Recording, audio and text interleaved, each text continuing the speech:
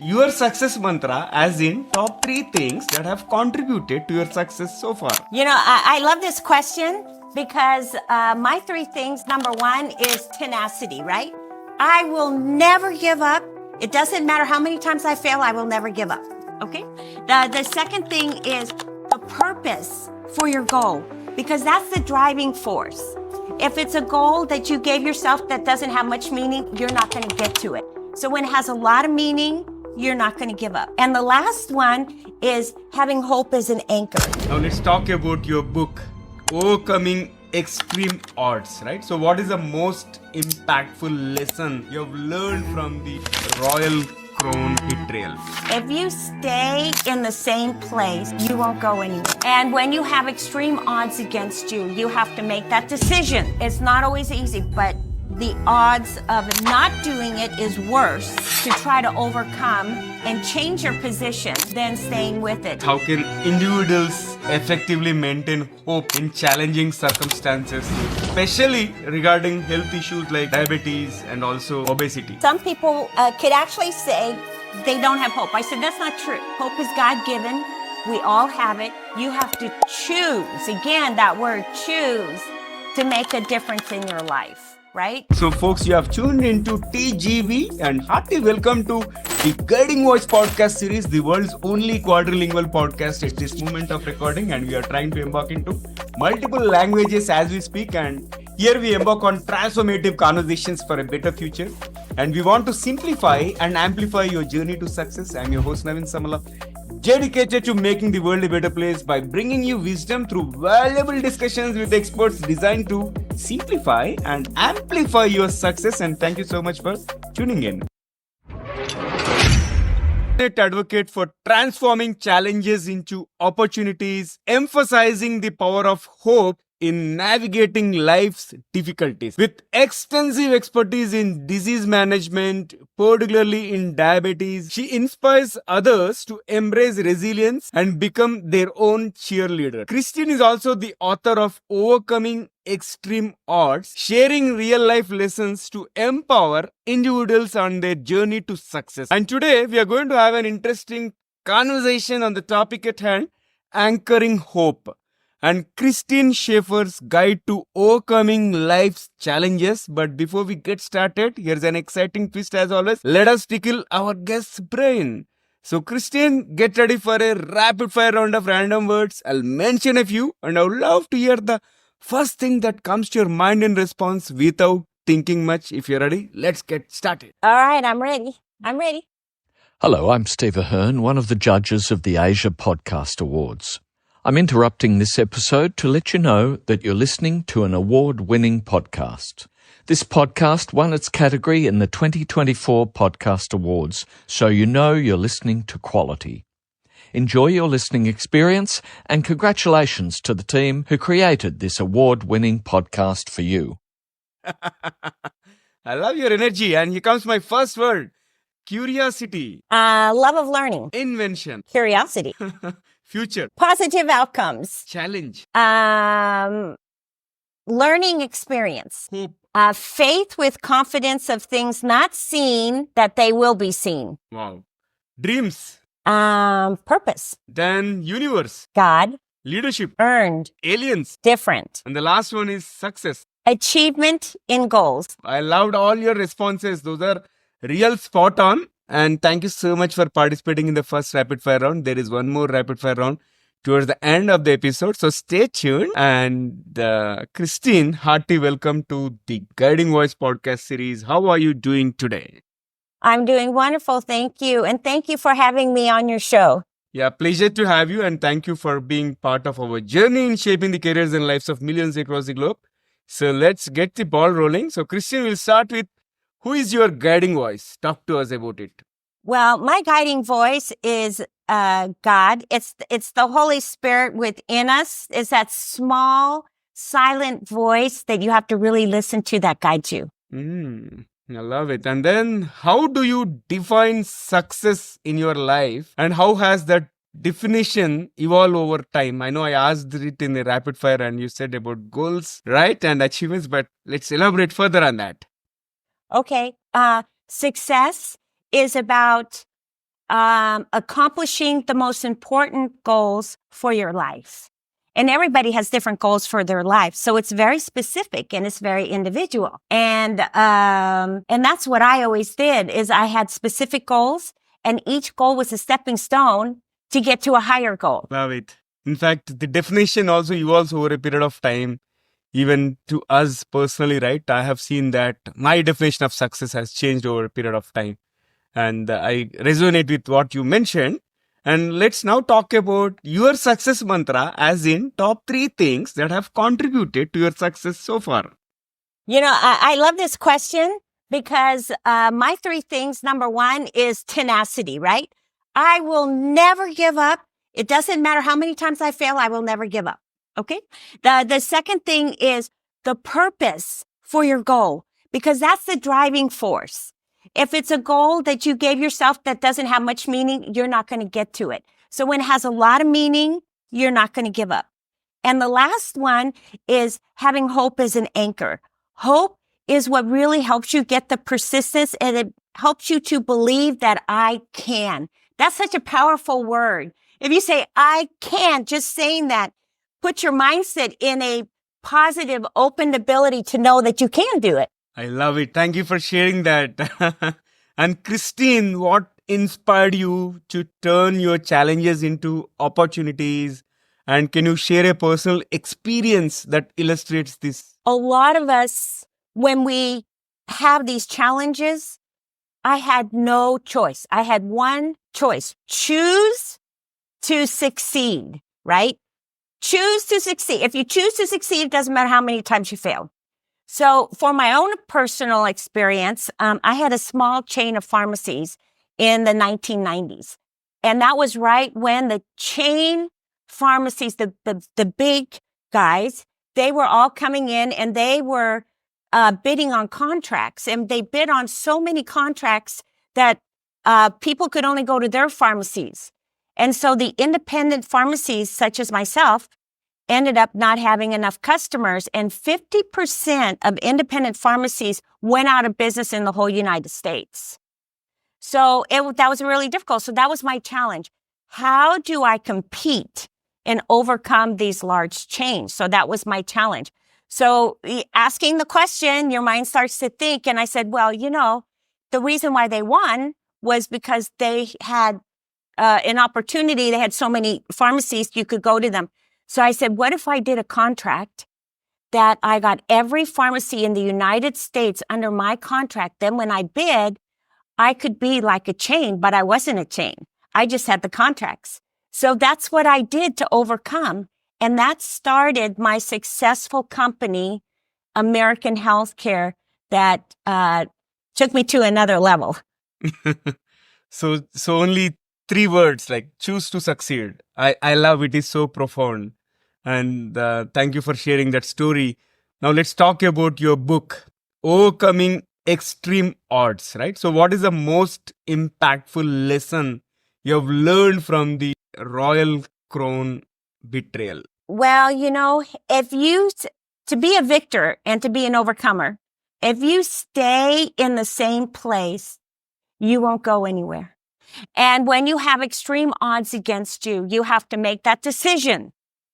It's not always easy, but the odds of not doing it is worse to try to overcome and change your position than staying with it. And this is a true story of a very courageous woman who had gone through extreme odds, and she stayed with it. She had this anchor of hope. That's always my message. It always comes down to an anchor of hope that I can. There'll be a better day. Keep going, and we will see the victory through. So this book shows of all what this woman had to go through, and she was victorious and not bitter at the end. Wonderful. So Christine also shared with us how can individuals effectively maintain hope in challenging circumstances, especially regarding health issues like diabetes and also obesity. I love this question because some people could actually say they don't have hope. I said, that's not true. Hope is God-given. We all have it. You have to choose, again, that word choose, to make a difference in your life, right? And so with diabetes, and I've worked across the whole United States because I had a national company, the best thing I could say with that somebody has a disease state is learn what are the complications. And when you learn what the complications are, you say, this is not what I want, because diabetes is a progressive disease that if you do nothing, you will get the complications. So that in itself is a motivator.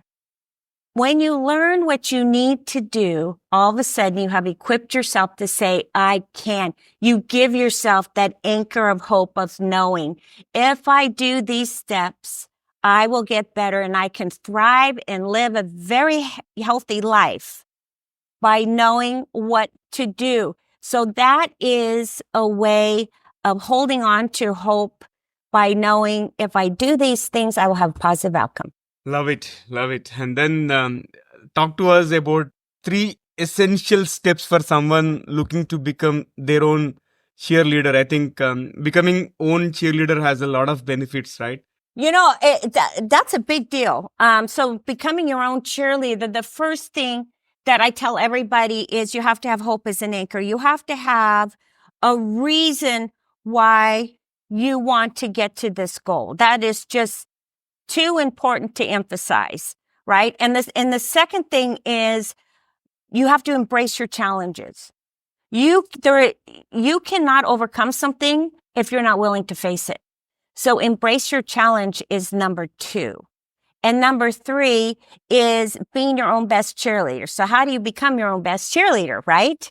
This is how you become your own best cheerleader. Being your own best cheerleader is telling you all the time, I can. You set up small goals that each little goal, as you get through it, you say, well, if I can do this one, I can do the next one. It's always progressive. And all of a sudden you find yourself at the very end and you reach your goal. So those are 3 quick, simple things that anybody can do. But if you're not willing to face it, you can't overcome the challenge. Okay. Got it. And when we are pursuing our dreams, normally there will be certain negative influences, right? So how do you advise people to deal with negative influences? Well, first of all, I say, you've always heard that it's lonely at the top. Success is lonely, right? You have to make your circle very small. Any naysayers, you have to push out of the circle of influence. And you have to, the anchor of hope is because hope is within. It's really about you. You have to decide what you want to do regardless of what the outside world says. So that's what you have to do. Small circle of friends, get rid of the naysayers, and just keep chipping away at each small goal. And pretty soon you're going to make it. I always say, I don't care how long your goal is going to take. Time will pass. So you have a choice. Choose during that time that you're going to do everything you can to get to your goal. Because if you don't choose it, you have just self-fulfilled the prophecy that you're not going to make it, right? Got it. Got it. Wonderful. And Christian, this has been real crisp and however, it is super insightful and incredible conversation. And it's time for us to add some more spice and some more excitement to the episode. So if you're ready, we'll kick off this second rapid fire round. I think I am. All right, let's go. Wonderful. All right, here comes the first bullet. If you could have one gigantic billboard anywhere with anything on it, what would it say? Hope empowers us to thrive. Can you describe yourself in just one word? Oh, just one word. Hope. That's the only thing I can think of. Okay, what is your favorite way to stay motivated? Achieving small goals. All right, and one book that has changed your life. The Bible. What is the biggest challenge you have faced and how did you overcome it? Other than the pharmacy one. The biggest challenge. Well, I had a near-death experience. And I was diving in Mexico and I actually hit the bottom of the ocean. I didn't time the waves right? So I had a near-death experience. And when I came back, it was a long process to be able to use my body the way I wanted to use my body. And, but during that whole process, I had this incredible, feeling that no matter what, I was going to make it through. That's part of against all odds, right? If you have the hope and, am having a near-death experience and experiencing heaven really gave me a strong sense of no matter what comes my way, I am going to be victorious. Scary and inspiring at the same time. And you, what is your go-to mantra when things get tough? I can do all things through Christ who strengthens me. Okay. And then if you could give one piece of advice to your younger self, what would it be? Don't worry as much as you worried, because all things work together for good. No matter what you do, if you push ahead, you will see that everything you went through had a purpose, and that purpose is where you are today. And I think that's very important for all people. And here comes the last bullet out of second rapid fire. What is one electronic gadget or a fantasy gadget that you like to see or invent yourself other than time machine and teleportation device? Oh, that's not fair. I would have said a clock that reverses time. So, see, so you took my favorite answer away. How about, an oven that automatically cooks your favorite food? Okay.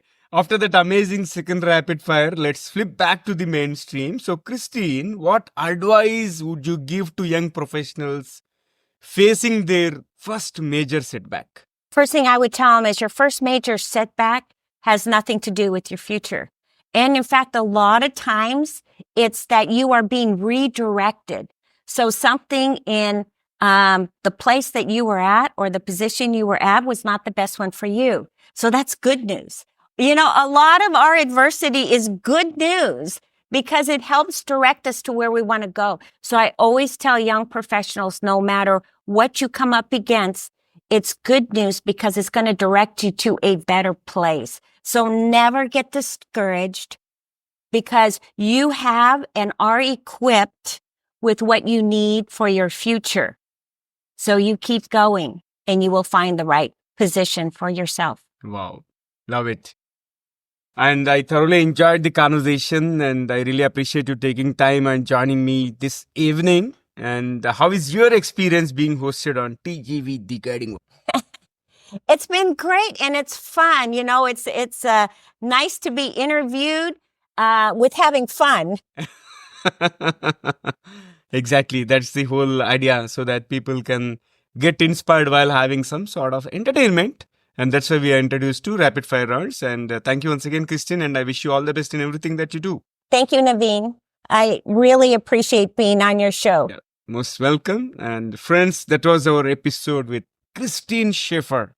And before we jump into the fun trivia section, we have a quick request. In case if you have enjoyed the conversation and found it useful, request you to share with at least 3 of your friends or colleagues who would also like TGV, the guiding voice. So spread the knowledge and help others grow just like you have been growing. All right, now it's time for us to cruise into the trivia segment of today's episode. After having amazing conversation with Christine, who mentioned about hope and also believe in succeeding, I thought I would present you about an individual who demonstrated hope during tough times. You know, that person is Viktor Frankl. And you might have heard about him. He's the author of The Man's Search for Meaning, right? So, if we talk about Viktor Frankl, he survived in concentration camps. As a Holocaust survivor and psychiatrist, Frankl endured immense suffering in Nazi concentration camps, and he developed his philosophy of logotherapy, emphasizing finding meaning in suffering, which helped many maintain hope and purpose during extreme adversity.